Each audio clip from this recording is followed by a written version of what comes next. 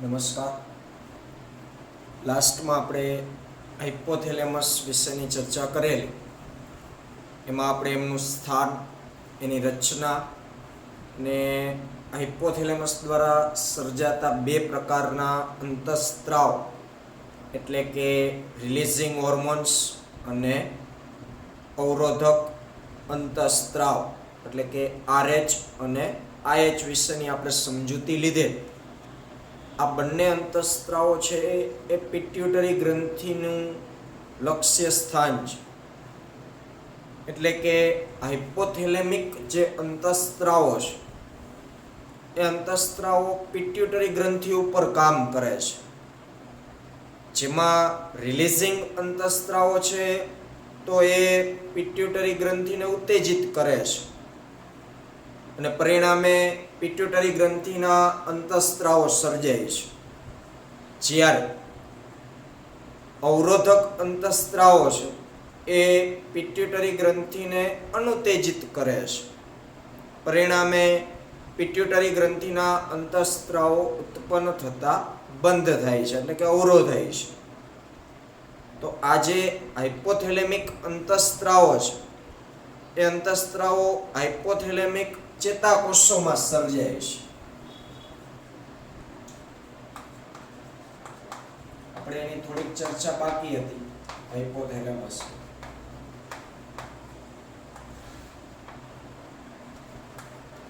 તો તેના અંતઃસ્ત્રાવ, તેના એટલે કે હાઇપોથેલેમસ, જેને આપણે હાઇપોથેલેમિક અંતઃસ્ત્રાવો કહીએ. અહીં મેં આકૃતિ દોરેલી છે 22.2, જેમાં પિટ્યુટરી ગ્રંથિ અને હાઇપોથેલેમસ ગ્રંથિ વચ્ચેનો જે સંબંધ છે એ સંબંધ દર્શાવતી આ આકૃતિ છે. અને મગજ પ્રદેશમાં આ જ રીતે હાઇપોથેલેમસ અને પિટ્યુટરી ગ્રંથિ છે એ ગોઠવાયેલી હોય છે.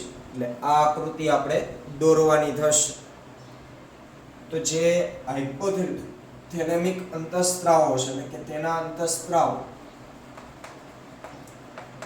હાઇપોથેલેમિક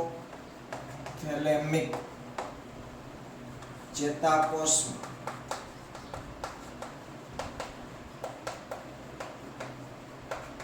સર્જાય છે. હાઇપોથેલેમસની રચના આપણે જોઈ કે તે ચેતાસ્ત્રાવી કોષોથી બનેલ છે.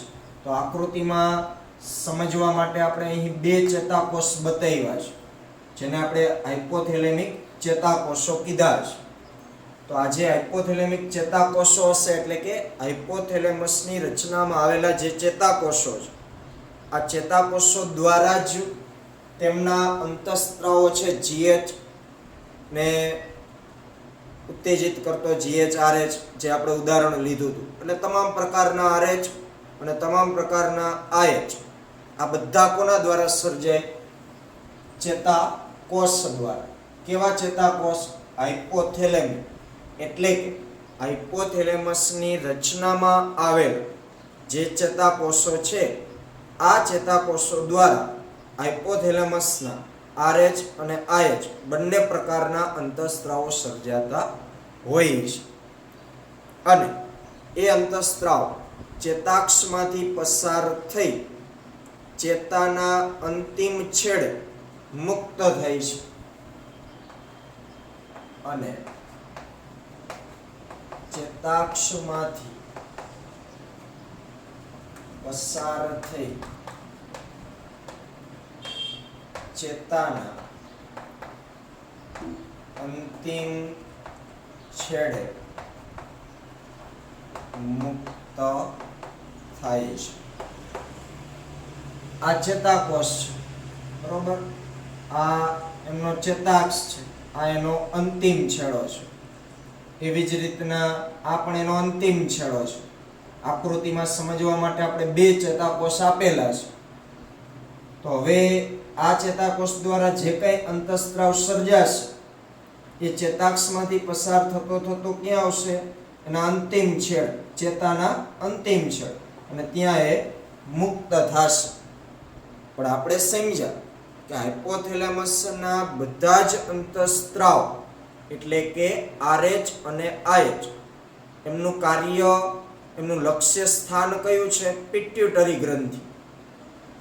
તો હવે પિટ્યુટરી ગ્રંથિ સાથે હાઇપોથેલેમસનો સંબંધ કઈ રીતે છે એને આપણે સમજીએ.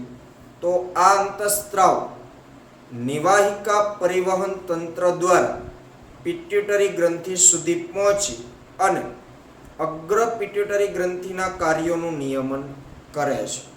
એટલે હવે આપણે હાઇપોથેલેમસ,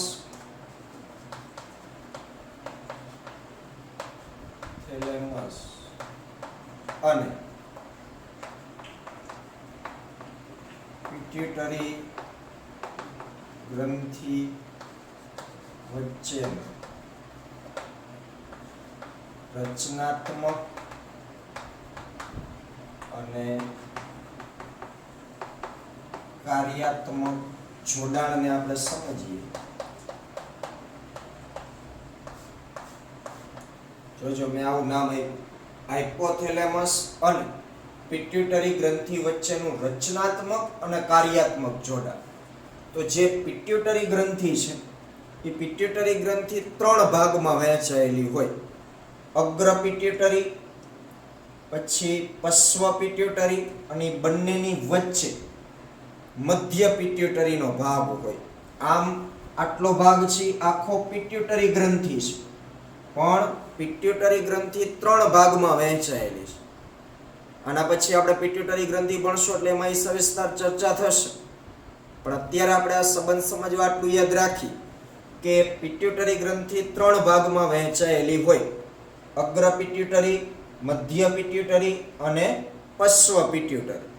એમાં જે મધ્ય પિટ્યુટરીનો ભાગ છે એ અગ્ર પિટ્યુટરીમાં ખૂંપેલો હોય છે, એટલે કે ઢંકાયેલો હોય છે, એટલે આપણને દેખાય નહીં એના છેદમાં. એટલે અહીં 2 જ ભાગ આપણે જોઈ શકીએ, અગ્ર પિટ્યુટરી અને પશ્વ પિટ્યુટરી. આ ભાગ છે એ હાઇપોથેલેમસનો છે. તો હવે હાઇપોથેલેમસ અને આ પિટ્યુટરી એ બે વચ્ચે રચનાત્મક અને કાર્યાત્મક જોડાણ કેવું હોય એ આપણે સમજવાનું છે. તો સૌથી પહેલા હાઇપોથેલેમસ અને અગ્ર પિટ્યુટરી વચ્ચે કેવી રીતના જોડાણ છે સમજીએ. તો હાઇપોથેલેમસના જે ચેતાકોષ છે એ ચેતાકોષ નિવાહિકા પરિવહન તંત્ર, આ પિંક કલરનું જે આ તમે જોવો છો એ નિવાહિકા પરિવહન તંત્ર છે. તો નિવાહિકા પરિવહન તંત્ર જે છે એ તંત્રની મદદથી હાઇપોથેલેમસ અને અગ્ર પિટ્યુટરી ગ્રંથિનું જોડાણ થયેલું હોય છે. હાઇપોથેલેમસ અને અગ્ર પિટ્યુટરીનું જોડાણ નિવાહિકા પરિવહન તંત્ર દ્વારા થયેલું હોય છે. પરિણામે અંતઃસ્ત્રાવ નિવાહિકા પરિવહન તંત્ર દ્વારા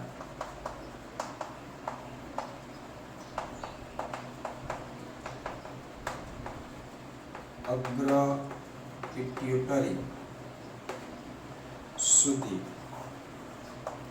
પહોંચે છે.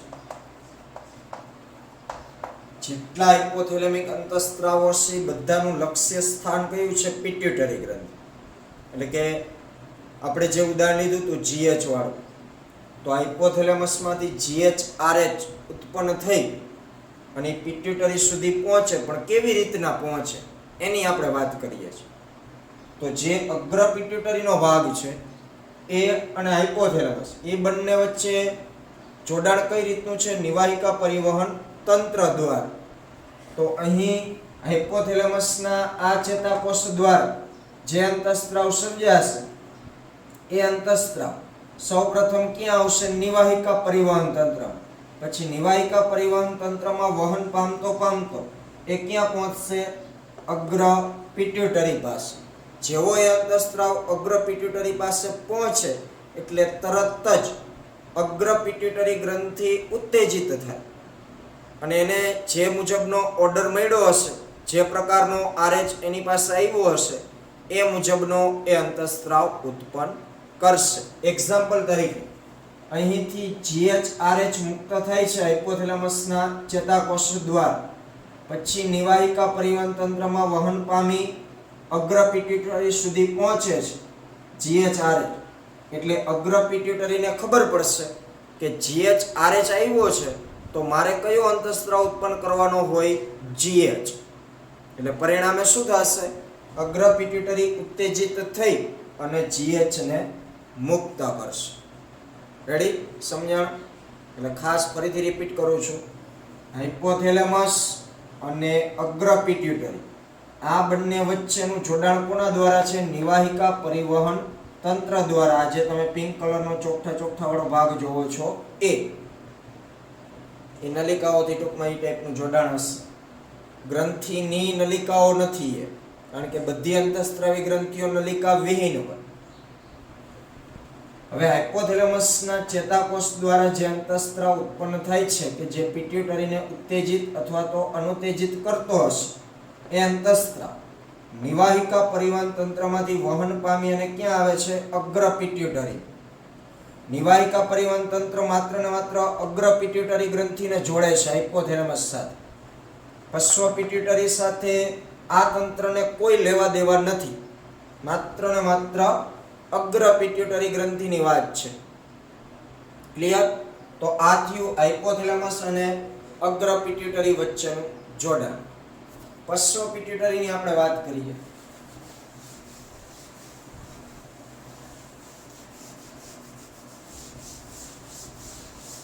તો હાઇપોથેલેમસ અને પશ્વ પિટ્યુટરી ગ્રંથિનું જોડાણ સીધું જ ચેતાક્ષ દ્વારા થયેલું હોય છે. આકૃતિમાં તમે જોઈ શકો છો કે હાઇપોથેલેમસનો આ ચેતાકોષ છે, એનો ચેતાક્ષ સીધો ક્યાં દાખલ થાય છે? પશ્વ પિટ્યુટરી. ત્યાં કોઈ નિવાહિકા પરિવહન તંત્ર નથી. નિવાહિકા પરિવહન તંત્ર આ છે, એરો અહીં સમજાવ્યો છે. પણ આ જે ચેતાકોષ છે કે જે હાઇપોથેલેમસમાંથી એનો ચેતાક્ષ લંબાઈને સીધો ક્યાં આવે છે? પશ્વ પિટ્યુટરી. એટલે હાઇપોથેલેમસ અને પશ્વ પિટ્યુટરીનું જોડાણ છે સીધું કોના દ્વારા હોય? ચેતાક્ષ દ્વારા. એટલે પરિણામ હાઇપોથેલેમસ દ્વારા એમના ચેતાકોષ દ્વારા જે અંતઃસ્ત્રાવ સર્જાશે એ સીધો જ ક્યાં ઠલવાશે? પશ્વ પિટ્યુટરીમાં ઠલવાશે. ક્લિયર? તો આ થયું હાઇપોથેલેમસ અને પિટ્યુટરી ગ્રંથિ વચ્ચેનું જોડાણ. એટલે છેલ્લે એની લાઈન જોવો કે આ અંતઃસ્ત્રાવ હાઇપોથેલેમિક ચેતાકોષમાં સર્જાય છે અને ચેતાક્ષમાંથી પસાર થઈ ચેતાના અંતિમ છેડે મુક્ત થાય છે. આ અંતઃસ્ત્રાવ નિવાહિકા પરિવહન તંત્ર દ્વારા પિટ્યુટરી ગ્રંથિ સુધી પહોંચી અને અગ્ર પિટ્યુટરી ગ્રંથિના સ્ત્રાવોનું કાર્યોનું નિયમન કરે છે. પશ્વ પિટ્યુટરી ગ્રંથિ છે એ હાઇપોથેલેમસના સીધા ચેતા નિયમન હેઠળ હોય છે, કારણ કે સીધો જ ચેતાક્ષ પશ્વ પિટ્યુટરીમાં પ્રવેશેલો હોય છે. એટલે ચાલો, આ વાત થઈ હાઇપોથેલેમસ. ત્યાર પછી બીજી ગ્રંથિ છે પિટ્યુટરી ગ્રંથિ, એની આપણે ચર્ચા કરીએ.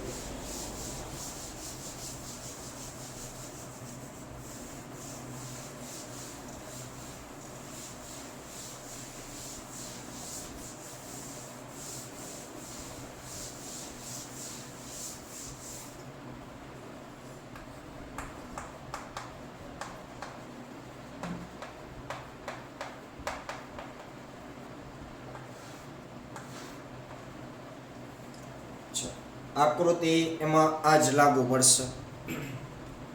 તો પિટ્યુટરી ગ્રંથિનું સૌપ્રથમ આપણે સ્થાન જોઈએ.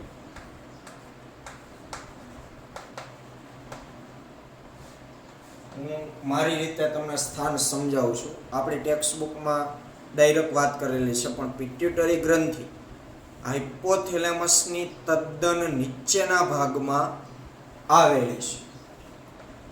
તે હાઇપોથેલેમસની તદ્દન નીચેના ભાગમાં આવેલી છે. બરોબર, આ હાઇપોથેલેમસ છે. તો એ હાઇપોથેલેમસની તદ્દન નીચેના ભાગે પિટ્યુટરી ગ્રંથિ જોવા મળે. પણ એનું પરફેક્ટ સ્થાન આપણે કહીએ તો જે આપણી ખોપરી છે, એ ખોપરીના આપણે જે 8 હાડકાઓ ભણ્યા છે એમાંનું એક સ્ફિનોઇડ અસ્થિ. તો એ સ્ફિનોઇડ અસ્થિમાં એક ખાડો હોય, ગર્ત હોય. એ ગર્તને કહેવાય સેલા ટર્સિકા, કે જેમાં આ પિટ્યુટરી ગ્રંથિ છે એ બંધ બેસેલી હોય છે. તે ખોપરીના સ્ફિનોઇડ અસ્થિના ગર્તમાં, ગર્ત એટલે ખાડો, ગર્તમાં, કે જેને સેલા ટર્સિકા કહે છે, તેમાં આવેલી હોય છે.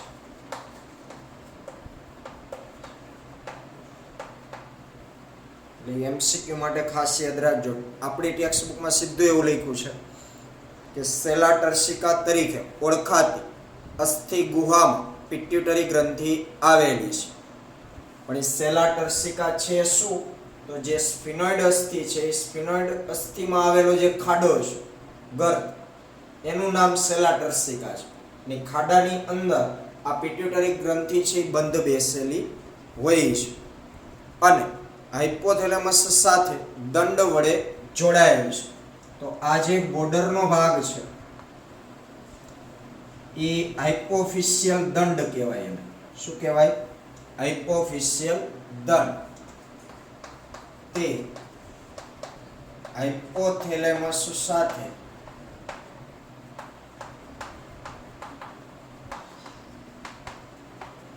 હાઇપોફિશિયલ દંડ વડે જોડાયેલું છે. બરાબર, આજે મેં વ્હાઇટ કલરનો ડાર્ક ભાગ કર્યો, એ એક દંડ જેવી રચના છે જેની અંદર આ છેદ લીધો છે આપણે, એટલે આંતરિક રચના આપણે જોઈ શકીએ. અહીં તો એ ભાગ આમ એક નળાકાર દંડ જેવો હશે, એને કહેવાય હાઇપોફિશિયલ દંડ. તો એ હાઇપોફિશિયલ દંડની મદદથી જોડાયેલી હોય હાઇપોથેલેમસ સાથે. આ વાત થઈ એમના સ્થાન. હવે વાત કરીએ એમની રચનાની.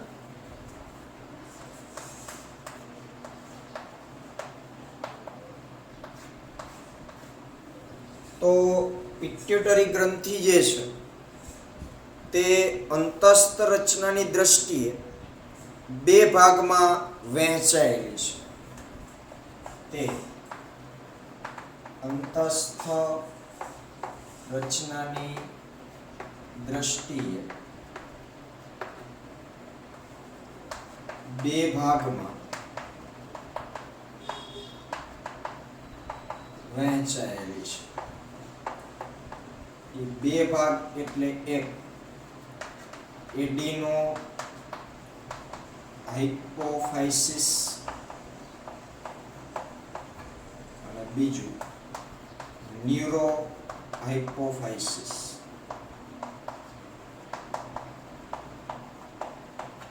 આવા બે ભાગમાં અંતસ્થ રચનાની દ્રષ્ટિએ પિટ્યુટરી ગ્રંથિ વહેંચાયેલી હોય. એડિનો હાઇપોફાઇસિસ અને ન્યુરો હાઇપોફાઇસિસ, આવા બે ભાગ છે. હવે એમાં જે એડિનો હાઇપોફાઇસિસ છે એ ફરીથી બે ભાગમાં વહેંચાયેલો છે. આ એડિનો હાઇપોફાઇસિસ એ ફરીથી બે ભાગમાં વહેંચાયેલો છે.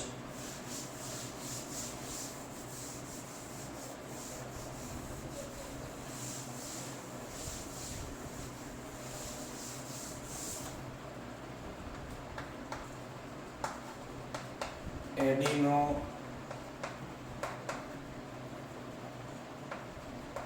હાઇપોફાઇસિસ બે ભાગ ધરાવે છે. હવે એડિનો હાઇપોફાઇસિસ જે બે ભાગ ધરાવે છે એમાં દૂરસ્થ ભાગ અને મધ્ય ભાગ, દૂરસ્થ ભાગ અને બીજો મધ્ય ભાગ. હવે એમાં જે દૂરસ્થ ભાગ છે કે સામાન્ય રીતે અગ્ર પિટ્યુટરી ગ્રંથિ તરીકે ઓળખાશે. દૂરસ્થ ભાગ સામાન્ય રીતે કયા નામથી ઓળખાય છે? અગ્ર પિટ્યુટરી.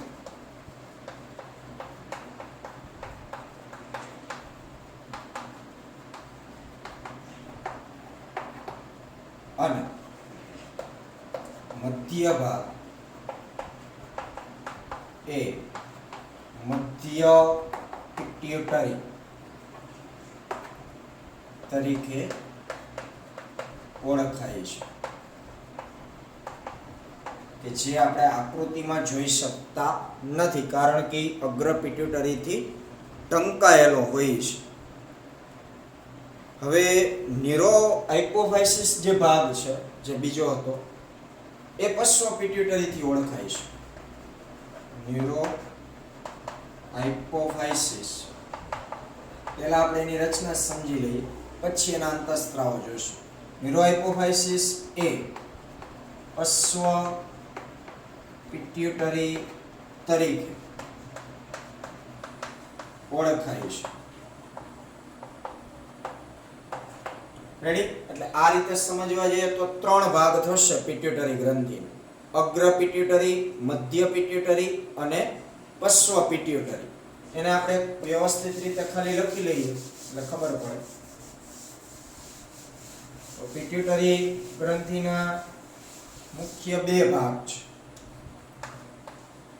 એડિનો હાઇપોફાઇસિસ. હવે એડિનો હાઇપોફાઇસિસ ફરીથી બે ભાગમાં વહેંચાય: દૂરસ્થ ભાગ અને મધ્ય ભાગ. દૂરસ્થ ભાગને આપણે અગ્ર પિટ્યુટરી નામ આપ્યું, મધ્ય ભાગને મધ્ય પિટ્યુટરી નામ આપ્યું. બીજો ભાગ કીધો ન્યુરો હાઇપોફાઇસિસ, જેનું નામ આપ્યું આપણે પશ્વ પિટ્યુટરી. રેડી? એટલે આ રીતે ત્રણ ભાગ થશે: અગ્ર પિટ્યુટરી, મધ્ય પિટ્યુટરી અને પશ્વ પિટ્યુટરી. હવે આ ત્રણ ભાગ જે છે એ અલગ અલગ પ્રકારના અંતઃસ્ત્રાવો ઉત્પન્ન કરે છે. કુલ પિટ્યુટરીના 9 અંતઃસ્ત્રાવો છે. તો એના અત્યારે આપણે ટૂંકા નામ અને આખા નામ જાણી લઈએ. તો એમાં પહેલા જે અગ્ર પિટ્યુટરીનો ભાગ છે એ કેવા અંતઃસ્ત્રાવો ઉત્પન્ન કરે છે એ આપણે જાણી લઈએ.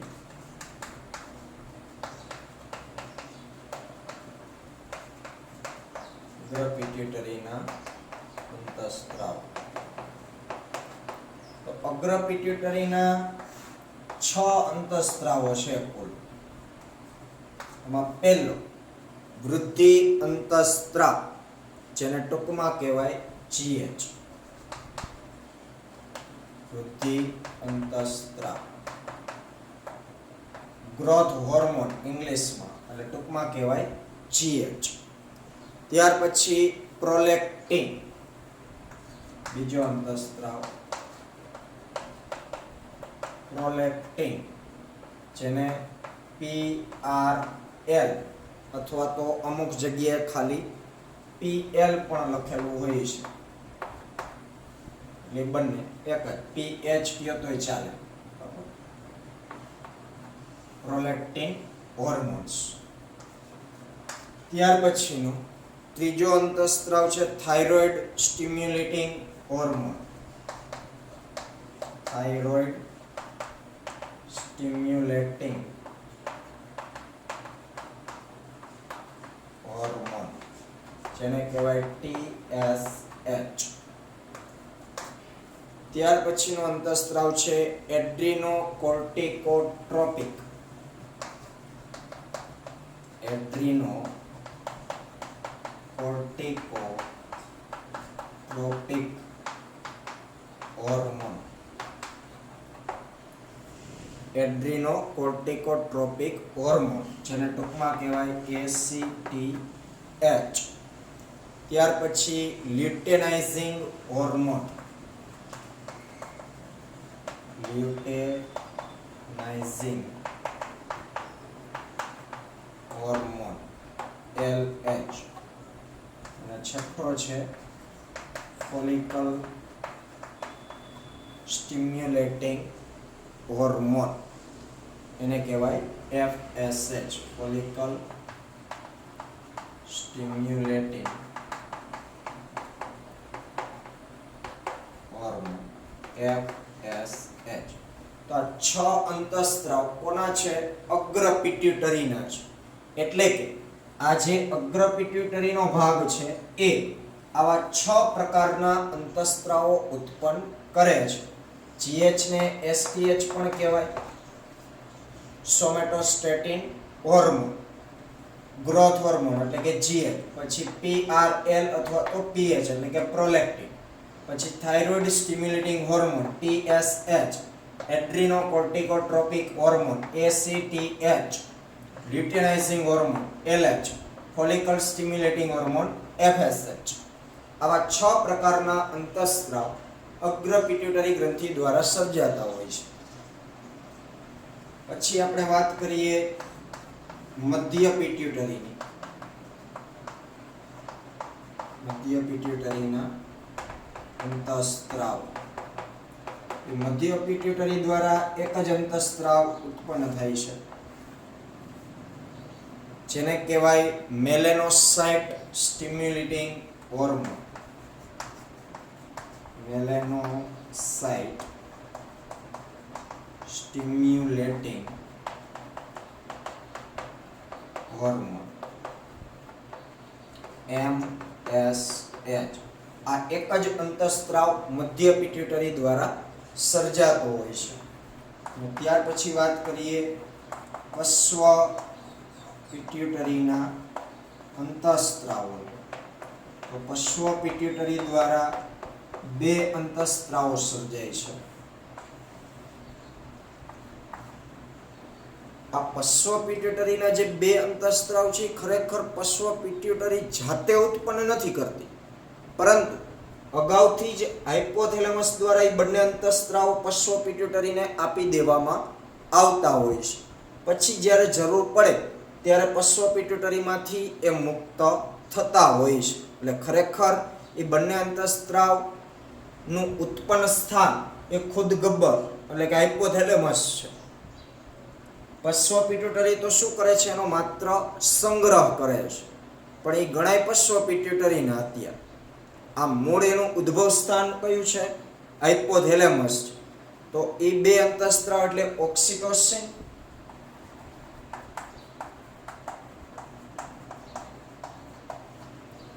અને વાસોપ્રેસિન.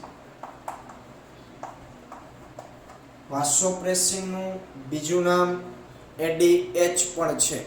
બરોબર, ચાલો તો આ થયા કુલ 9 અંતઃસ્ત્રાવ. GH, PH, TSH, ACTH, LH, FSH એ 6 અગ્ર પિટ્યુટરીના, MSH એ મધ્ય પિટ્યુટરીનો, ઓક્સિટોસિન અને વાસોપ્રેસિન એ પશ્વ પિટ્યુટરી. આ 9 અંતઃસ્ત્રાવના કાર્યો વિશે આપણે હવે પછી સમજવાનું થશે, જે આપણે આગળના લેક્ચરમાં ચર્ચા કરીશું.